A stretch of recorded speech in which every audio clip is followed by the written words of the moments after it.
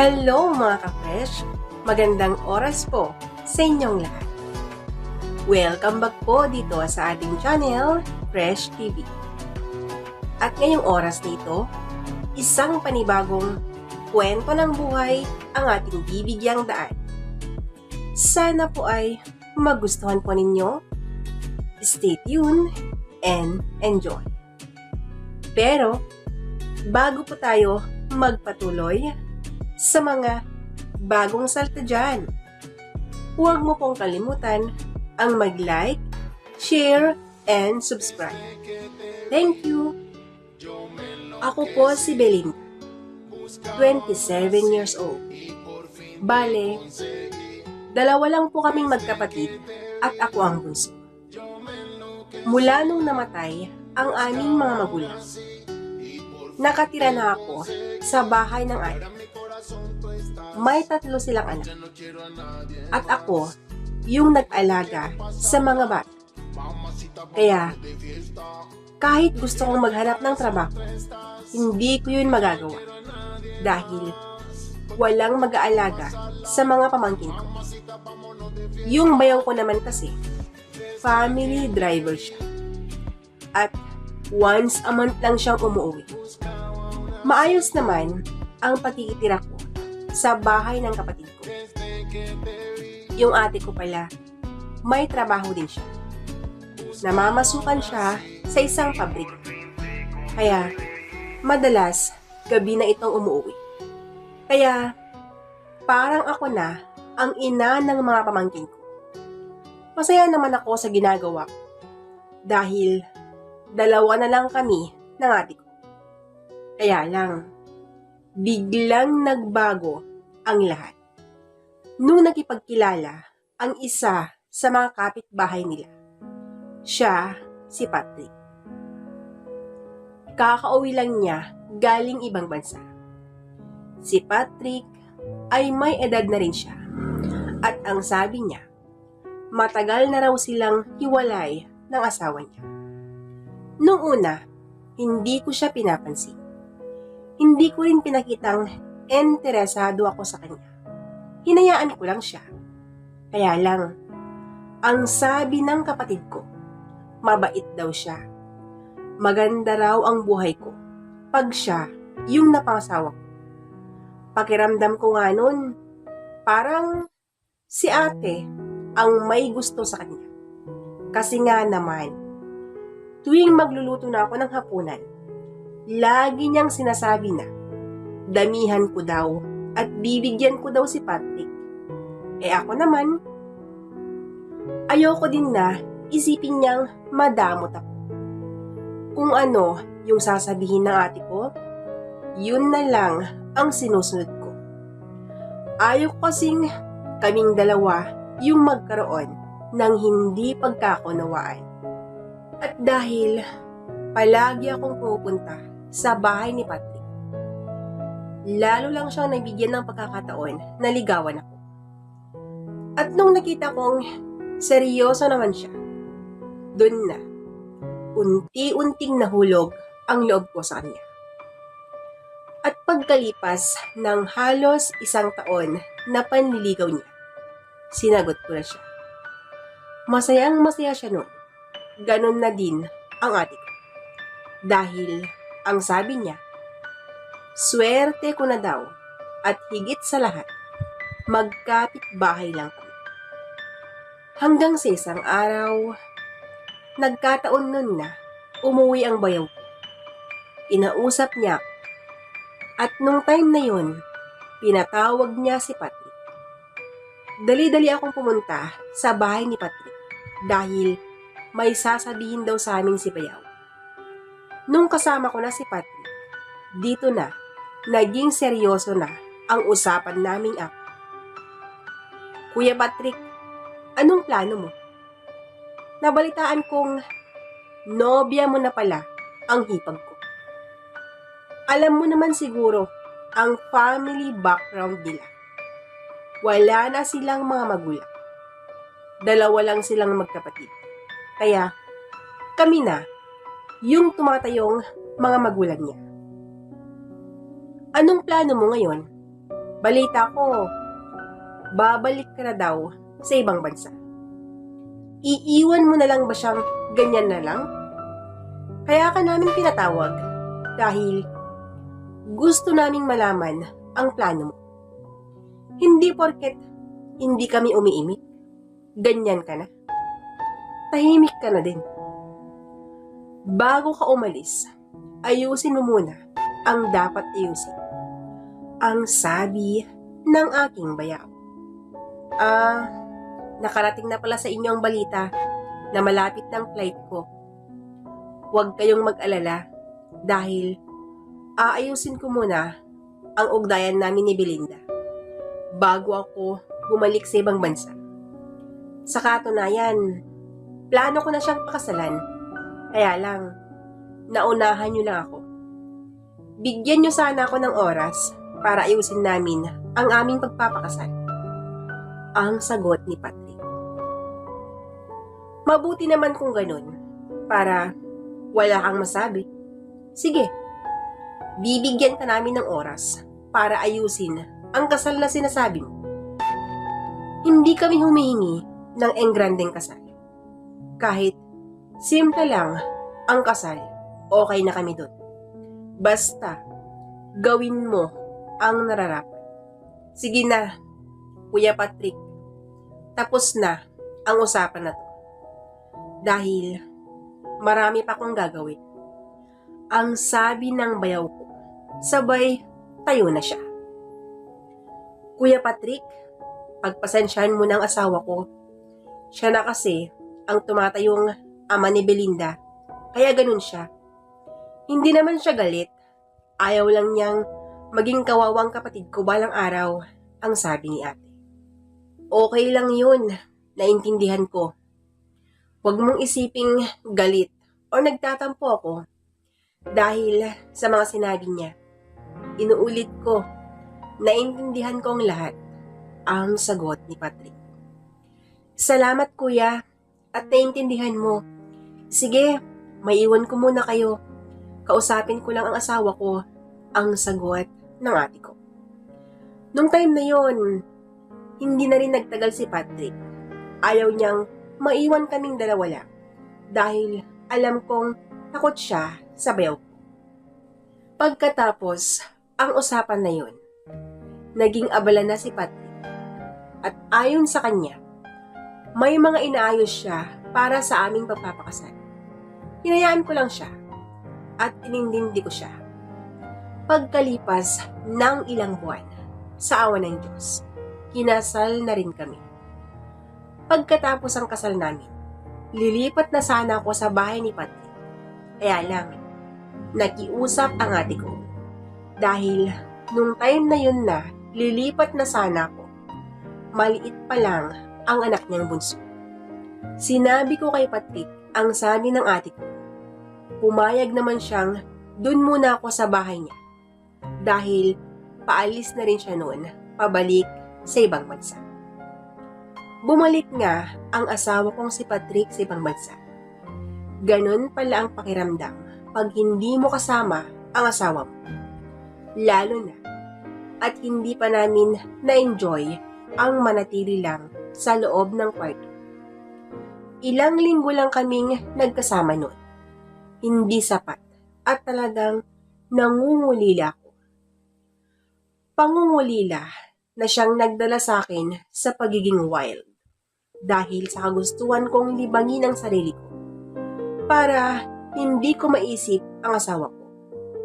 Madalas na akong mag-inom, lalo na pag wala na si ate sa loob ng bahay. Maaga kong pinapatulog ang mga pamangkin ko at kapag tulog na sila, umiinom na ako. Yun na lang kasi ang alam kong paraan para malibang ako. Inaamin ko, sobrang nananabik ako sa asawa ko. Palagi kong iniisip ang mga masasayang araw namin na magkasama kami. At habang umiinom ako, nung biglang bumukas ang pinto. Hindi ko alam ang gagawin ko that time dahil hindi ko alam na darating pala ang bayaw ko. Kung nagulat man ako, nagulat din si Bayang. "Oh, Belinda, anong ginagawa mo? Kailan ka pa natutong uminom? Anong problema mo?" ang tanong nito. "Kuya, anong ginagawa mo dito? Bakit biglaan yata ang pag-uwi mo?" ang nagtatakang tanong. "Pwede ba, Belinda? Yung tanong ko ang sagutin mo. Kailan ka pa natutong uminom? Alam na ba ng ate mo ang ginagawa mo? Yung mga anak ko, nasan sila?" ang galit na wika nito. "Kuya, pasensya ka na. Yung mga anak mo, tulog na sila. Hindi alam ni ate ang ginagawa ko. Pasensya na, kuya. Hindi ko kasi napigilan ang sarili ko. Uminom lang naman ako dahil namimiss ko ang asawa ko. Siya nga pala, kuya, di ba madalang kang umuwi dito? Ano pala yung mga ginagawa mo para hindi mo mamimiss ang ate ko?" ang tanong. "Sus, hindi naman alak ang sagot sa problema mo eh. Kung namimiss mo siya, tawagan mo. At yung tungkol naman sa amin ng ate mo, sanay na kaming hindi nagsasama. Alam mo, Belinda, sa umpisa lang yan, dahil masasanay ka din. Huwag mo kasing masyadong isipin ang asawa mo. Nasa malayo yun. Hindi mo alam ang mga ginagawa niya. Baka mamaya, nag-e-enjoy na siya," ang sagot niya. "Nag-e-enjoy? Anong ibig mong sabihin, kuya?" ang tanong. "Belinda, lalaki yung asawa mo. Siyempre, may pangangailangan din yun. Alam mo naman na nasa malayo siya. Nasa malayo siya, di ba? Ano pa ba yung inaasahan mong gawin niya? Huwag kang maging inosente. Pero, ito lang ang masasabi ko. Hayaan mo lang siya. Intindihin mo ang kalagayan niya. Mahirap ang mag-isa. Sana, isipin mo din niya," ang sabi ni kuya. "Ganun po ba, kuya? Parang may ibig sabihin ang mga sinasabi mo. Ibig bang sabihin niyan may kasama ka din sa iyong pag-iisa pag nasa trabaho ka na?" ang sagot ko. "Oo, meron. At alam yan ng ate mo. Dahil naintindihan niya ako. Basta ang sabi niya sa akin, huwag ko lang daw buntisin. Maglaro lang kami ng maglaro. Ang importante, naiibsan yung pananabik na nararamdaman ko sa atin. Pero, Belinda, take note, walang pagmamahal na nag-uugnay sa aming dalawa. Basta, nag-e-enjoy lang. At wala ding pera na involved sa usapan. Dahil, pareho lang naman kami. OFW ang asawa niya. Gaya mo, Belinda. Kaya, hindi niya kailangan ng pera. Kailangan lang niya dahil wala ang asawa niya. Gaya sa'yo. Hindi ka na bata. Siguro naman alam mo na ang ibig kong sabihin. Ang sabi ng aking bayang. Anong nakain yung dalawa ng ate ko? Bakit kayo pumayag sa ganyan? Hindi niyo na ba mahal ang isa't isa? Wala na bang respeto? Wala na bang love? Hay nako, nakakaloka kayo. Hindi ko alam kung bakit kayo pumayag sa ganyan, ang sabi ko. Belinda, ano bang dahilan kung bakit ka umiinom? Sige nga, sagutin mo ang tanong na yan. Hay naku kuya. Kuya naman kailangan bang tanungin yan ng paulit-ulit? Nasabi ko na kanina, namimiss ko ang asawa ko. Yan ang dahilan kung bakit ko ginagawa to. Kuya, Kung wala ka nang sasabihin, pwede bang iwan mo muna ako? Dahil gusto kong mag-isa. Gusto kong sariwain sa isip ko ang mga ginagawa namin ng asawa ko nung kasama ko siya. Ang sambit ko. Belinda, hindi mo na kailangan gawin yan. Nandito ako. Pwede kitang samahan. Ako muna ang mga kasama mo. Huwag kang mag-alala dahil alam kong maintindihan niya ng ate mo.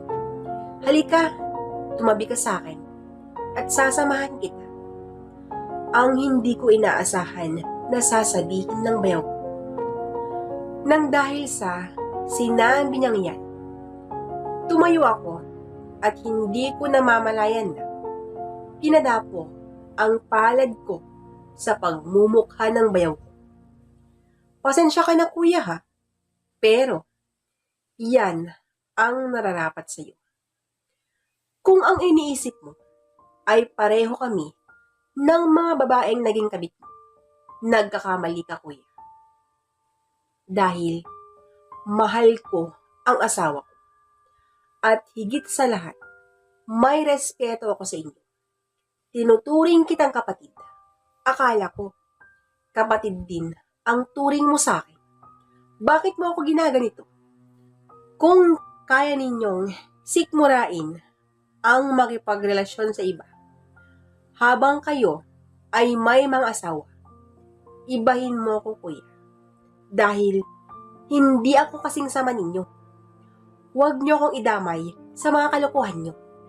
Pagkatapos kong nasabi ang mga yan, umalis na ako sa bahay ng adik. At yun na din ang huling araw na nakita ko ang pagmumukha ng bayaw ko. Dahil yung bahay ng asawa kong katabi ng bahay ng ate ko. Binenta na namin yun. Dahil sinabi ko sa mister ko ang mga sinabi ng bayaw ko. Nung nabenta na ang bahay, lumipat na kami ng tirahan. Ayaw kasi namin na magkaroon ng pagkakataon ng bayaw ko para makagawa ng hindi maganda. Sa ngayon, maayos at masaya ang pamilya namin. Yung ate ko at ang asawa niya, wala na akong balita sa kanila. Dahil kinampihan ni ate ang asawa niya. Kaya ako yung naging masama. Pinalabas nilang ako yung nang-akit sa bayaw ko. Alam kong binaliktad ng asawa niya ang nangyari dahil hindi ako pumayag sa gusto niya. Hindi ko masisi ang ate ko dahil asawa niya yun. Hinayaan ko na lang sila. Wala na akong panahon na magpaliwanag dahil alam ko sa aking sariling wala akong ginagawang masama. Bahala na sila kung ano ang iisipin nila. Basta, masaya ako dahil umiiwas ako sa tukso ng bayaw ko. Dito ko na po winawakasan ang istorya ng buhay ko. Lubos na nagpapasalamat, Belinda. At yan po, mga ka-fresh, ang istorya ng buhay mula kay Belinda. Sana po ay nagustuhan po ninyo. Abangan niyo pa po ang mga sumunod na kwento dito lamang sa Fresh TV. Hanggang sa muli. Maraming salamat po sa inyong walang sawang pagkikinig. God bless us all!